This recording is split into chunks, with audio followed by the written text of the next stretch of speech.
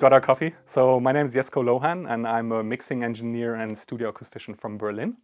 And I run an online platform called Acoustics Insider, where I teach audio professionals acoustic treatment techniques that actually work without all that voodoo, so they can get professional results and get a great sounding room in their home studio and in the project studio.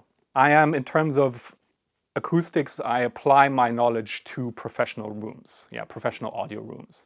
So mixing rooms, recording rooms, that sort of thing, So that's really my expertise. Obviously, the underlying principles are all the same. What really changes is the use case, right? It's like, how do you approach what you want to get out of the room? And often cases, the priorities change, right? But obviously the underlying principles are the same, Well, the room in its entirety obviously has a huge impact. I mean, we all know that. If you're watching this, you definitely know that. The best way to split it up, or the easiest way to kind of think about it and separate it out, is on one side the low end, and then on the other side kind of the mids and highs, right? So in the low end, what you get in these typical kind of living room sized rooms are room resonances or standing waves, which basically affect the balance in the low end, they will increase the volume at certain parts of the room, and they will cancel out the volume in certain other parts of the room. So depending on where you sit in the room or you're actually located, you might get a lot of bass at a certain frequency or none at some other frequency, and the span is quite large, so you can easily get 20-30 dBs between the peaks and the kind of troughs of this imbalance. And so that's kind of the thing when you move around a room as you're listening to music, and you kind of hear the bass come in some place and then you hear it disappear in another place. That's this thing of room resonances that I'm talking about. So that kind of happens in the low end. And then in terms of the mids and highs, we're talking about reflections. So this is like a game of pool, really, where you're kind of thinking, okay, I'm sitting here, my loudspeaker's over there, so I've got the direct sound coming at me, but then there's for example, one particular beam of sound hitting the wall on my left and bouncing back to me, and that mixes with the direct sound, and those two sounds interact, they will interfere, and they will cause a comb filter, which basically affects the tonality, the richness, the color of the sound. And obviously you don't have just one reflection coming off of one wall, but you have them coming from everywhere. And they create this big mush of comb filters that can really destroy the sound. And on top of that, you've got that timing aspect. So not just that it messes with the color of the sound, but it actually messes with the timing of the sound. So you've got the direct sound that your ear picks up on, but then you've got that delayed sound coming from the rest of the room. And to a certain extent, your brain will start to try to integrate those, and it'll try to do the best to figure out what's actually going on. But in the process, it gets really confused. And so you're left with this big mush of sound, really. And I mean, it's realistic. It's to say, or it's not. How do you say it? It's kind of realistic to say. You could argue that in a typical untreated living room, if you are just listening to your speakers, you're basically listening to upward 50 to 70% room. What you're hearing is more room than actual speaker. So this is one of the things that really is underestimated. Like, it depends how far away you sit from the speaker. But let's say in a typical kind of hi-fi listening scenario where you're 3 meters away from your speakers, you could definitely say, okay, I'm actually listening to more room than speaker. And so that's how strong this impact is, and that's one of the reasons why I, as a professional, audio professional, obviously put so much focus on, or so much emphasis on, trying to remove the room as much as possible from that equation.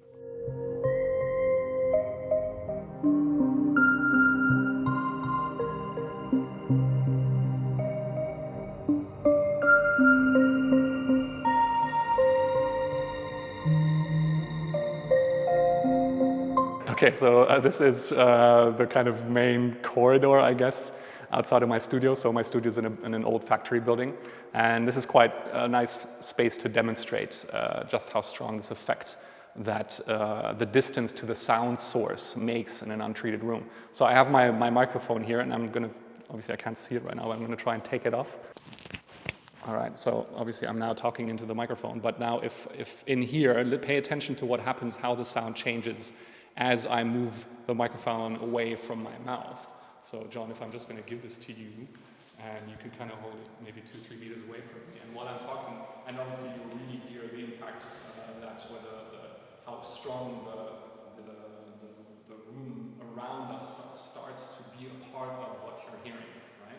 And now if I come back closer to this, put it back and attach it back to my shirt, you can tell just that the proximity of it kind of cleans up the signal to some extent, right? And this is the same that happens with the speakers while you're listening to it. So in an untreated room, the further you go away from the speaker, the stronger the impact of the room will be. We're gonna go back to my studio and we're gonna do the same thing in there just to give you a quick comparison of what that sounds like. Now let's do the same kind of little experiment in this space, my treated studio.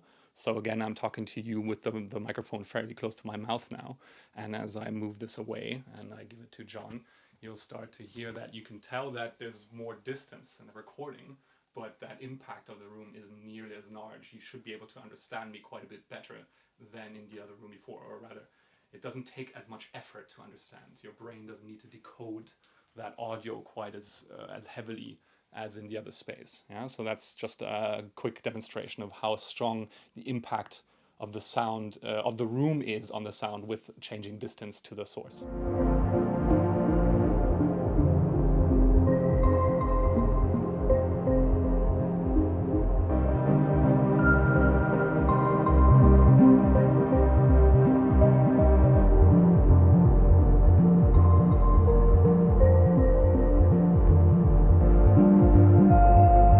So the geometry and the dimensions, the overall dimensions, the ratios of the different distances, and the geometry has a huge impact, mainly on, both on the reverb in the room and the frequency response. So the balance of the frequencies against each other, right?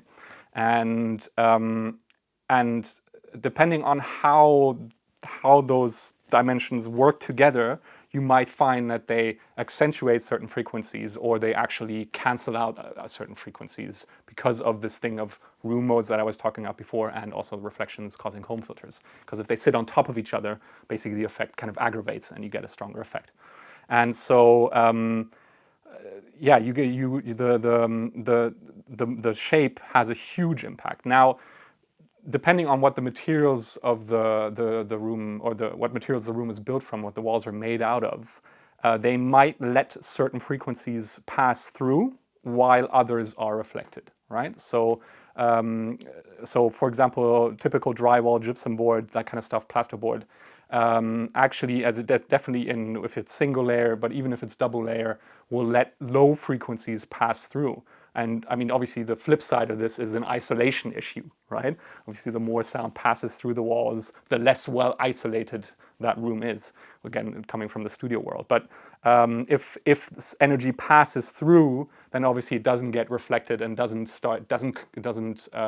play into all this craziness that happens in the room, right? So the material does make a big difference, but in general, you could say that in most rooms, unless it's very thin walls, the majority of the sound is reflected and plays into the craziness that actually happens in terms of these resonance and reflection effects. So in your professional opinion, what is it, the geometry of the room that has the most pronounced effects, or the materials of the floor and the wall?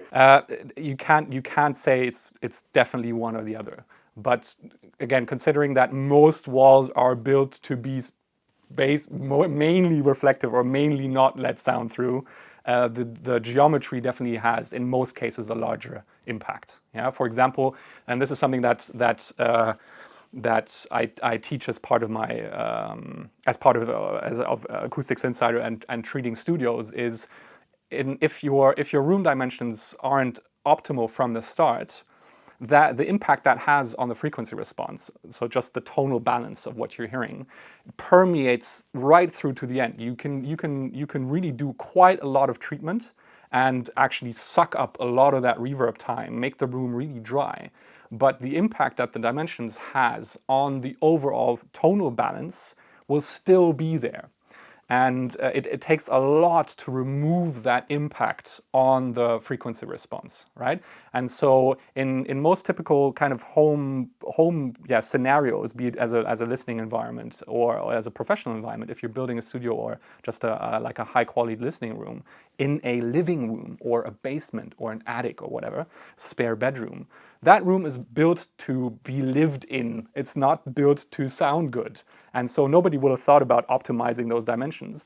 And there's nothing you can do about it. You have to live with it. And so that impact that has on, in this case, the frequency response, is just something you have to deal with.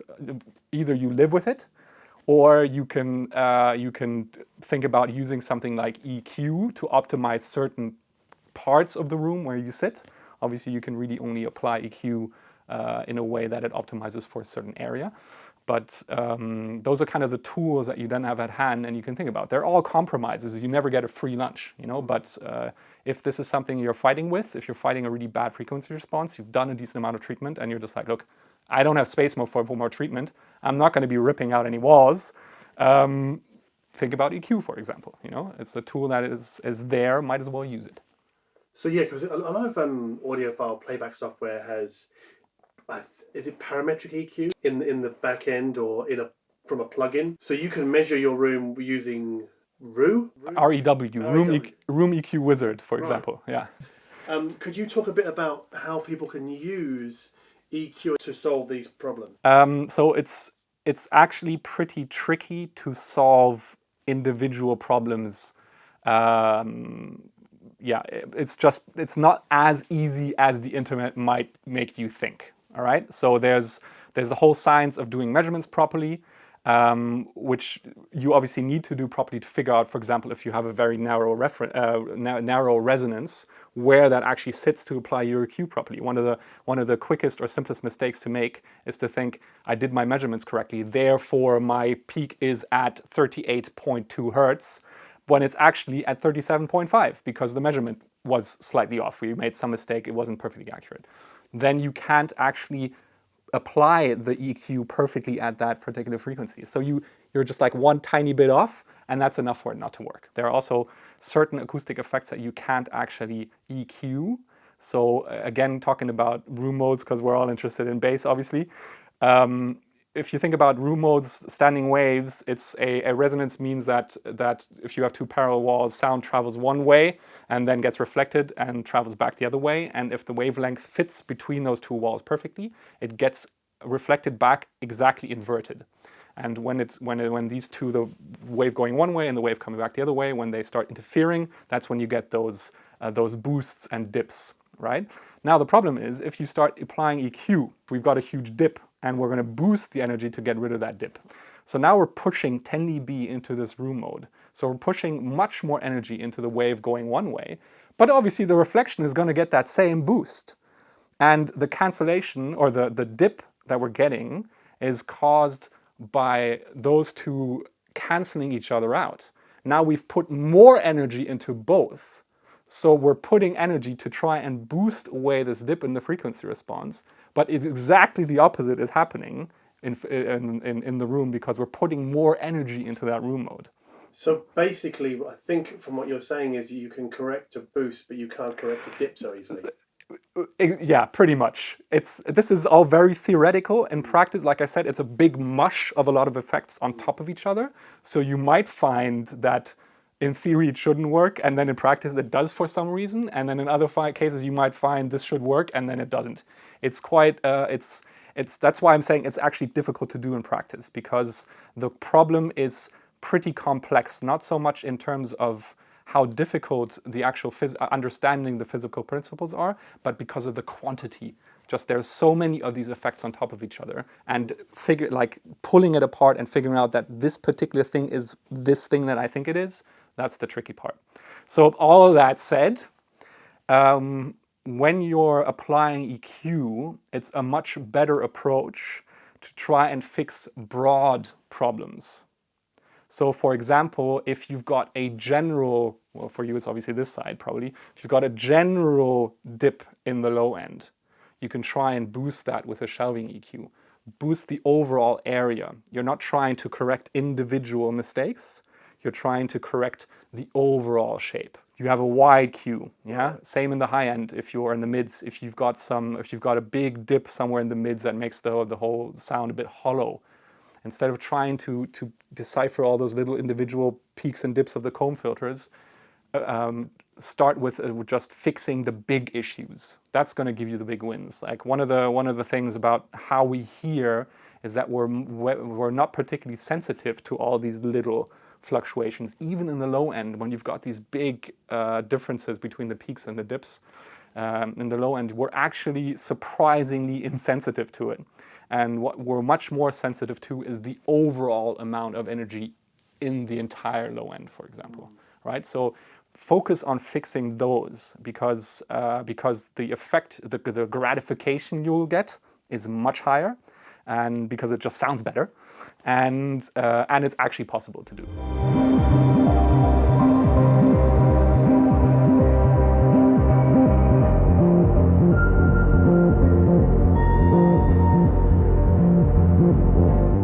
Basically, there are 3 big wins that you can focus on in terms of fixing up the sound in a home and project studio. And the first big win is making sure that your listening position in the room is right.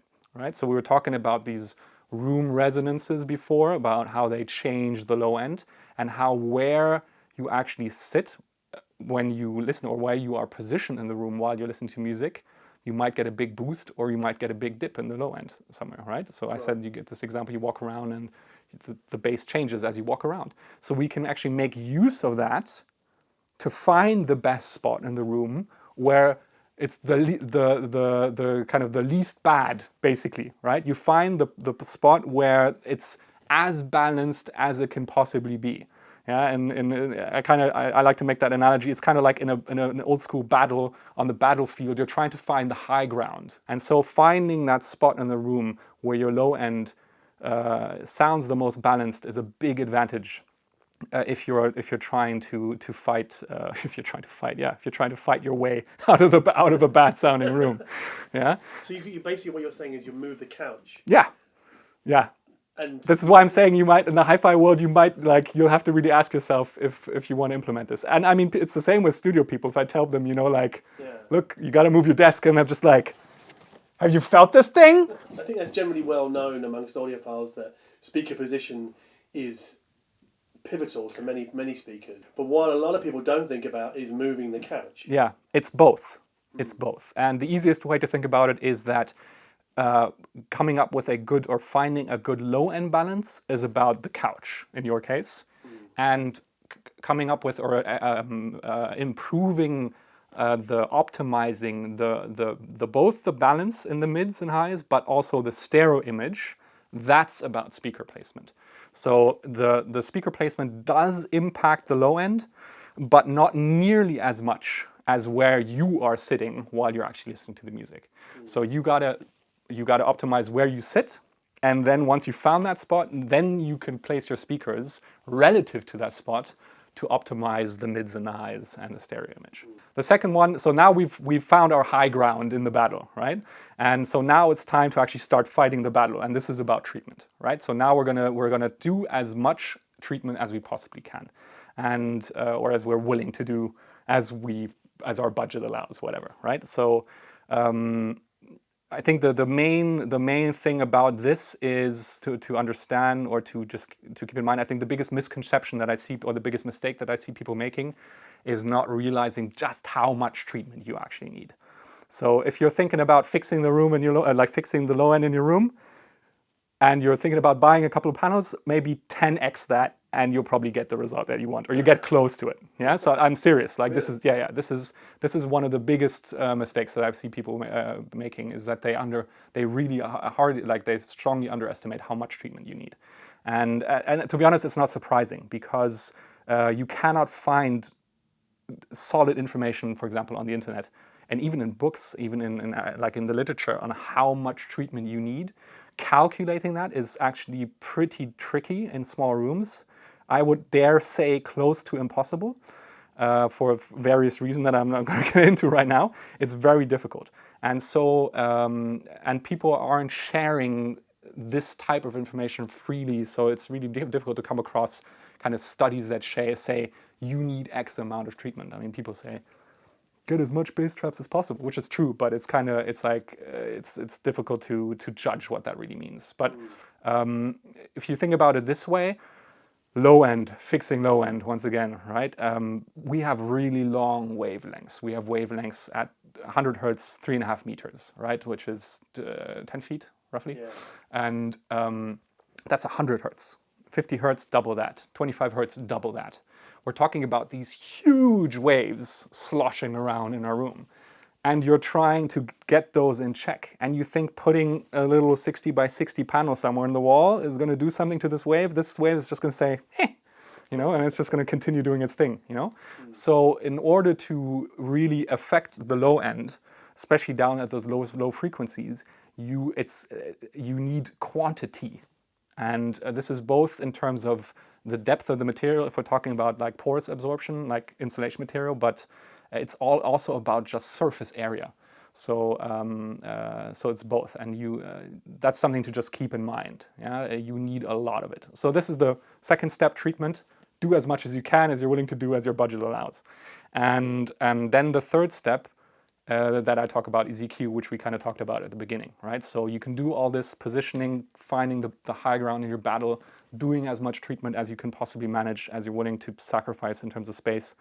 But even then, if your room dimensions sucked, your frequency response is probably still going to suck, you know? So the timing of the room is going to be nice. All that treatment sucked up all that reverb. Hopefully you ended up with a balanced reverb across the spectrum, which is really key to not having the room sounding dead.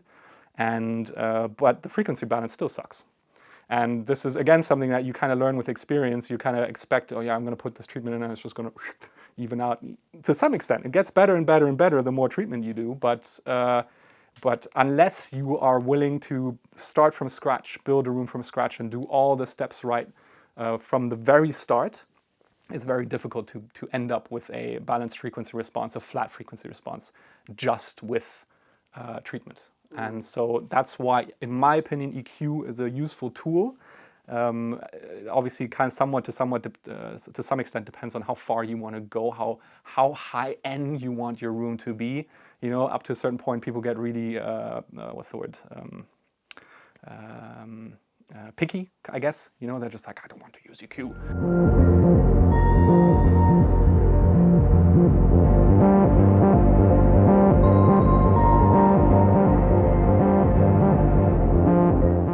You've confirmed pretty much what I've been thinking for the last few years. Number one, most audiophiles, well, most people listening at home do not listen in a dedicated treated room. They're listening in their lounge room. That lounge room is inherently compromised by its dimensions. Therefore, it's almost like there's a glass ceiling that the room applies on any item. So no matter how much money you throw at your speakers, you're going to get to a point where it's just dead money. Yeah, that's right. And I would suggest that glass ceiling is pretty damn low. Yeah, you wouldn't expect it to be so low. Yeah. Right. And I mean, I think it's probably similar in the kind of hi-fi world as it is in the pro audio world, is that you grow with your ability to hear, or your ability to hear grows, and with it your expectations of your speakers and your room grow, right? And it's just like, you got to work on the entire aspect, on all aspects, to get great sound or to get the best out of what you've got. Let's say it like that. And it doesn't really make sense if your room is completely untreated and you've got some bad dimensions going on from the start, some tricky geometry, and it's just the glass ceiling, as you said, is really low, and then you get just ridiculously expensive speakers. And on top of that, your hearing ability isn't particularly great. I mean, like, I'm not judging. Like, we all start somewhere, and it kind of, like I said, it grows as you gain experience. You know, you develop your hearing ability, and so just make sure that you kind of invest similar amounts on all, or invest not amounts, but invest similarly in all aspects, right? Once, so that there you don't have a bottleneck somewhere that you're kind of ignoring because you don't want to deal with it, you know. And yeah, for a €2,000 speaker, you might actually want to invest more than 2,000 euros in the room. Yeah, at that point, if I bought a pair of speakers, 1,000 euros each, I would probably justify investing up to 10,000 euros in the acoustics of the room. If I build somewhere 5 to 10,000 euro room for some people, people's jaws drop. Right. You know, obviously it's because they haven't yet experienced that before. They also see the transformation from the untreated room, which they have already gathered some experience in, to the treated room. So they can really tell that difference. And obviously the jump is a lot more obvious if you kind of leave an empty room in the morning and then I come in and I do my thing, 10 hours later you come back and the room looks and sounds completely different. Yeah. And so you get that real comparison. But one of my very general approaches or mentalities is, and obviously I know because I studied it and all this, but it is just science. There is no voodoo. People talk way too much about this stuff, about things that are totally irrelevant or just not as important as you might, not nearly as important as you might think. And just focus on the basics. Take it easy. Get started. Do something. Gain some experience. Yeah, it's like I said before, it's like you improve the quality of your room as your speakers improve, as your listening ability improves, you know? You don't need to go out and spend a ton of money on acoustic treatment at the start. Just like, yeah, invest 500 euros, you know?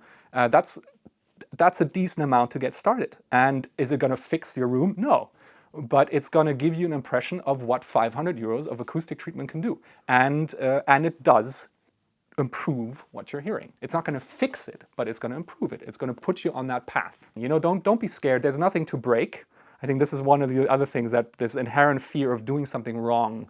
Oh God, am I missing something important here that I need to address and I just don't know about because it's all voodoo, you know? There is nothing to break. Yeah, it's like when you're showing your mom how to use the internet, you know, and she's like, oh, but what do I do if I click this button? Is my computer gonna be? And it's just like, look, mom, you can probably like reverse just about anything. Just give it a go, you know. And it's the same with acoustics. Like, there's nothing to break. You can't really. It's difficult to mess up a room to the extent that it actually is worse than before. Yes, it can be done, but like, again, just focus on the basics. Get started. Don't be afraid. There's really no problem.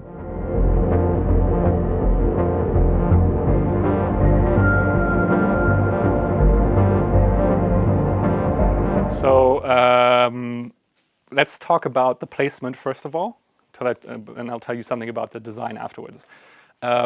So anything happening at ear height on the plane of the speakers and my ears as I'm sitting there is any panels placed across that distance, across that plane, on that plane, is in some shape or form designed or placed to remove reflections, right? So behind the speakers, we've got mainly stuff happening in the low frequencies, right? So speakers are obviously directional get directional as you move up in frequency, but in the low frequencies, they're pretty much omnidirectional. So speakers will play low frequencies backwards, and that's what these are for. So they will to some extent reduce, if not eliminate, energy hitting the front wall, bouncing back, right? Same with these guys. Yeah, these guys pick up some more high frequency energy, mid frequency energy from that speaker. This one's obviously facing that way, so they're picking up more low frequency energy from that one. But again, it's about reflections, energy reflecting back to the listening position. These guys, the ones that are at ear height, also contribute to that whole reflection game. 90-degree corners have an interesting property of reflecting sound back in that direction where it came from, because no matter what angle it comes in at, it will always bounce out of two walls and then just get pointed right back in the direction where it came from, no matter what angle of incidence it first got introduced into that corner, like a pool table. So 90-degree corners, room corners, will reflect sound back to wherever it came from. So prime candidates for reflections. So that's what these guys are for, this one particular here.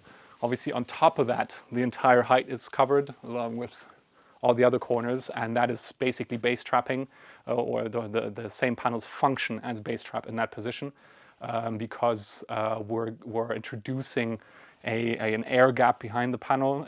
The entire trap, the effective trap, gets deeper because of that, and so the trap has better low frequency absorption. On these slats, this is a very primitive type of diffuser. It's called an amplitude grading diffuser, a binary amplitude grading diffuser, because it's binary, because it's either reflective or just absorptive. And the particular pattern is a maximum length sequence, a mathematical sequence that determines how energy is reflected off of the surface, the entire surface of this panel. And that reflected energy, that reflected sound, will again interfere with itself, and that interference pattern actually causes a very simple type of diffusion. It doesn't work as well, or it's not as the type of diffusion isn't as effective as a QRD, a quadratic residue diffuser, or a Schroeder diffuser, which is one of those pyramid thingies that you might have seen. But it does scatter and break up the energy fairly effectively, and by choosing the slat size, this size, it actually only works upwards of about 2.5, 3 kilohertz.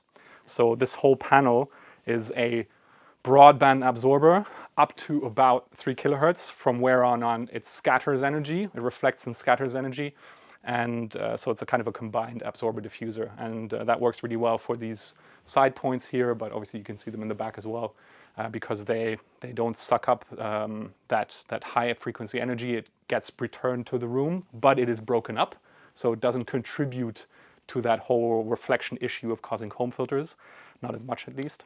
But at the same time, it gives you a sense of space in the room. It gives our ears, as we are in here, a sense of space. The actual average reverb time in this room is 0.2 seconds. Right? So it's very short, very dry room in terms of reverb time, technically speaking, but it doesn't feel that way. It actually feels quite comfortable.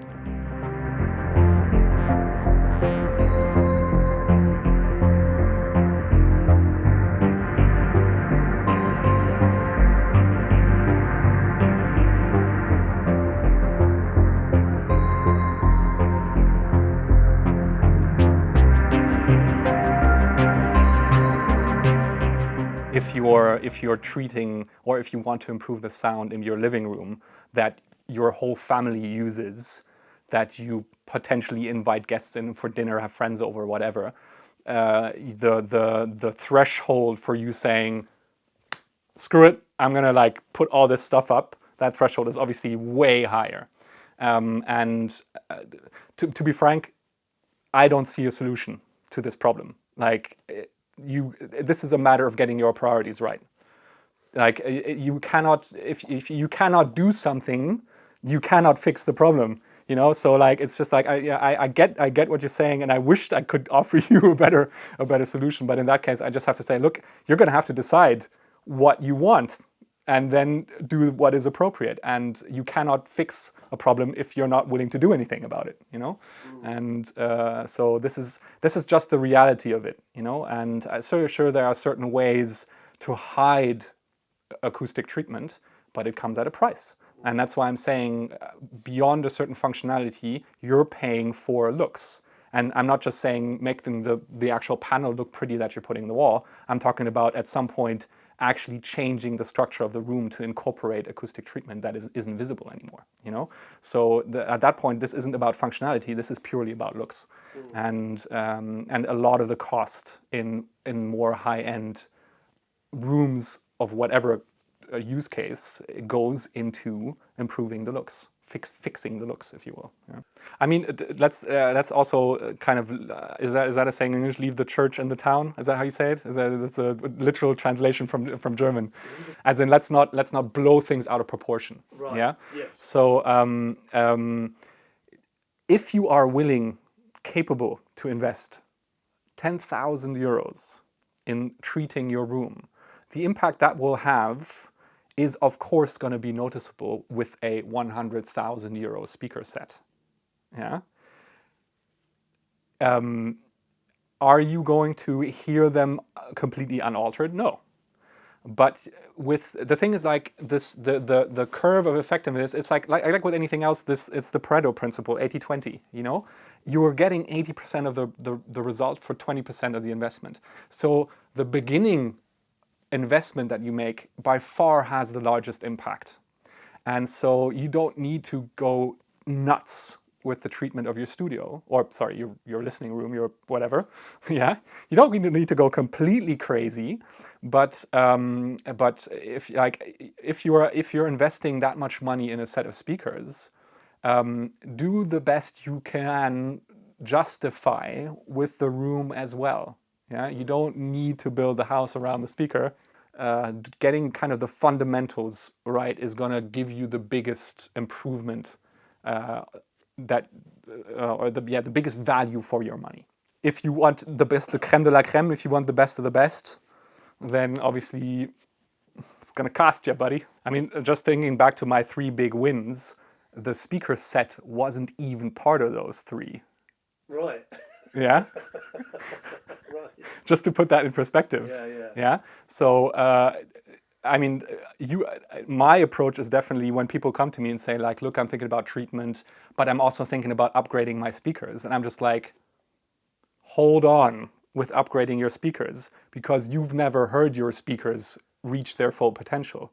You might find you don't need to invest in new speakers. Obviously, once you've done all this other stuff, now you can tell just how different a different speaker set will sound. Now you can tell whether you actually prefer this speaker set over that one. Where can people read more about your thoughts on all of this? So I mean, the where I write about this stuff is acousticsinsider.com, right? So again, this is focused. I'm aiming all this stuff at audio professionals. Yeah. Nonetheless, the principles obviously apply to just about anyone. So if you're a hi-fi person with a listening room that you want to improve, you will definitely find things in there that will help you with the sound in your room, and you can kind of cherry pick the things. Yeah, and there's a YouTube channel as well. Acoustics Insider I started that YouTube channel a while ago. At the moment, I'm not producing any content, so it is what it is. But I'm going to again. It is planned, and so you can also check that out, and you'll probably find some stuff there as well.